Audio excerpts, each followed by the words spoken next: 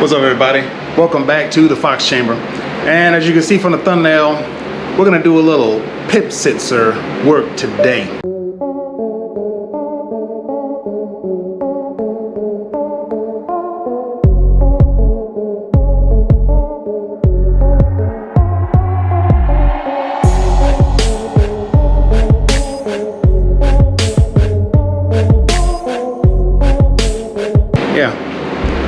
We're gonna change out the PIP sensor. You know, that's the pickup inside of the distributor. And I'm gonna show you a very easy way to change it out. You know, and I just wanted to show you how I did it. Of course, the PIP sensor is inside your distributor. And we're gonna go into changing out that. And I'm gonna show you a very easy way to do that. But first things first. All right, first take off your little clips, and I think I've got enough room, which I do have to do something with these wires. I got to shorten them up eventually, make them a little bit shorter, a little bit neater. But pop that loose so I can set it up out the way like that. And notice where your rotor is sitting at. So mine is sitting, I think it's pointing at the number 1, if I'm not mistaken. But it's pointing right there. And when you put all this back together, you want to make sure that this is pointing in the same direction as it came out, or you're gonna have some spark issues.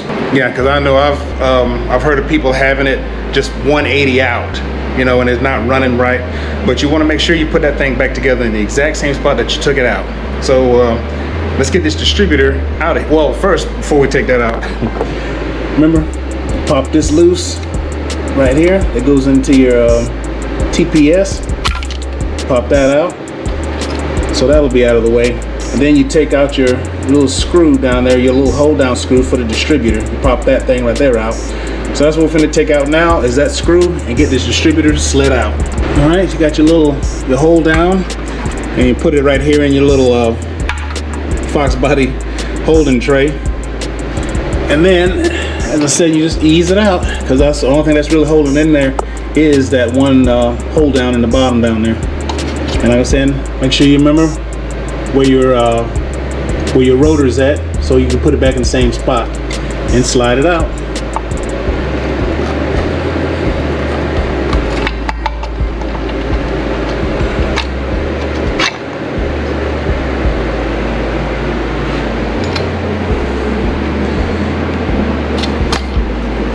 Yeah, this is old. It's an old motorcraft, but it is a motorcraft. It's been in there forever. You see it right down the side. Motorcraft. Yeah, it's more likely this is probably the original one that was in there when it was first purchased. Now that the distributor is out, what you got to do now is, how do you replace this? Well, I'm gonna show you a quick and easy way to how to replace this. All right, so you got your parts. You got your distributor laid out on your bench. Now, so I got a parts box that I'm gonna use, that I got parts in, and the parts I'm gonna use is this right here.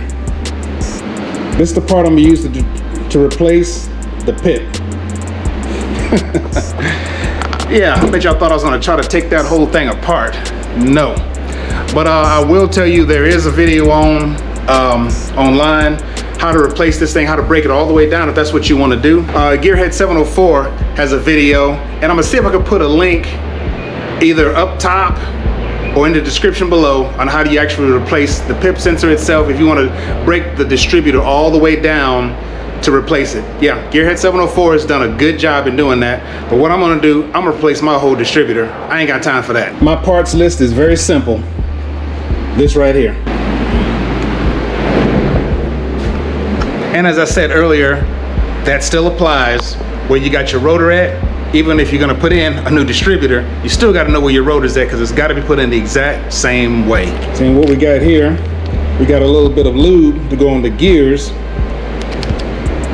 on the distributor. You gotta make sure you put some lube on. If you don't put this on, put some oil on it, so you don't want it to be dry when this bad boy starts up for the first time. Yeah, side note, when you're putting that gear oil on there, or gear lube of that comes with the package, don't get that crap on your hands. It is impossible to get off. There it is right there. Yeah, I'm gonna focus on it, but yeah, it's on there. It's pretty thick, and that stuff spreads around like anti-seize, and you can't really get that crap off of you. But I'm gonna keep that rotor cap. I'm just gonna put it on the top of this one. So I'm gonna pop this one off and slide that one down inside of it, and make sure we got it in the same spot, and see if we can get this thing to fire up and still be in timing. Well, I'm gonna see if I can do this with one hand. I'll try to find my headgear so I can get you a better angle on this thing. I'm gonna try to put it in there with one hand and see if I can. But when you're putting it in, remember I said you gotta have your rotor in the exact same spot that you had the other one in, but you're gonna have to rotate it around to the left just a little bit, because when you slide it in, it's gonna rotate. See, as I got it, it's gonna rotate as you put it in. Yeah, might not be able to put this in with one hand. Let me see here.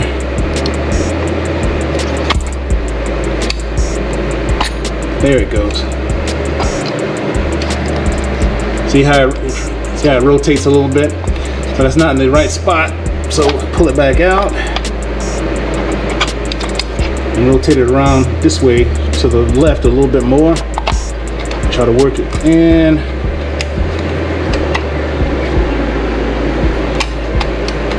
Come on, guy.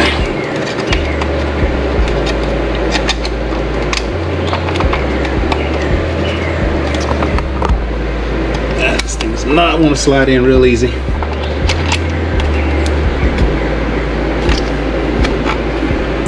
But it looks like it's going somewhat in the right direction.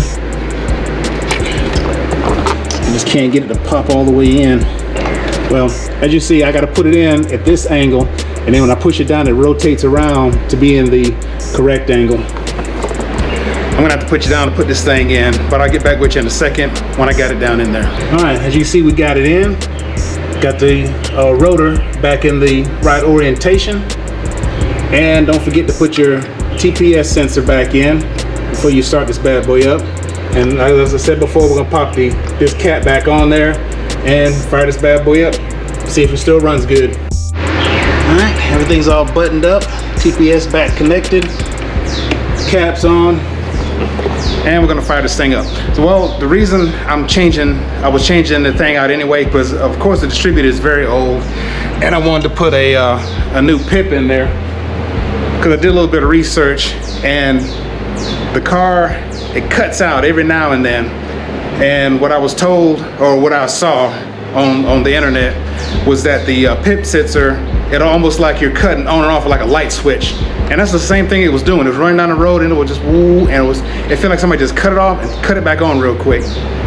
So, and plus it's probably time to change it anyway, because like I was saying, it's very old, and this is probably the original one that was in there. So now we're gonna start this thing up, and hopefully this new starter that I put in there, I didn't record none of that because everybody knows how to put a starter in.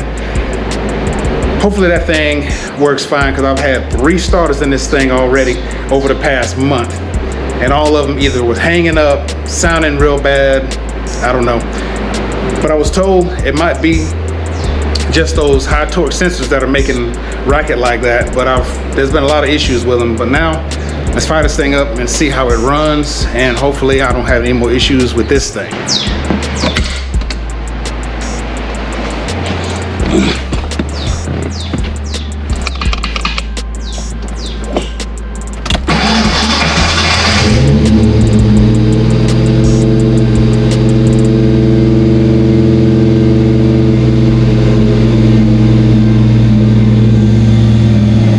So far, sounds all right.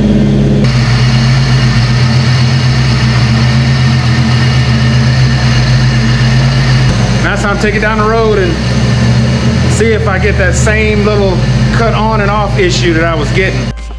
Well, just got back. I can definitely tell the difference in how it runs. Definitely runs a whole lot better.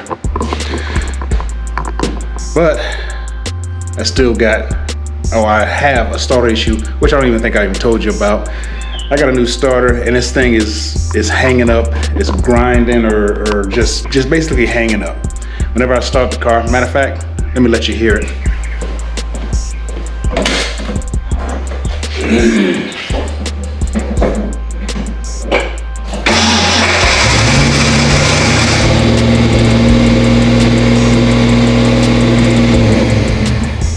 See what I mean? Sounds terrible.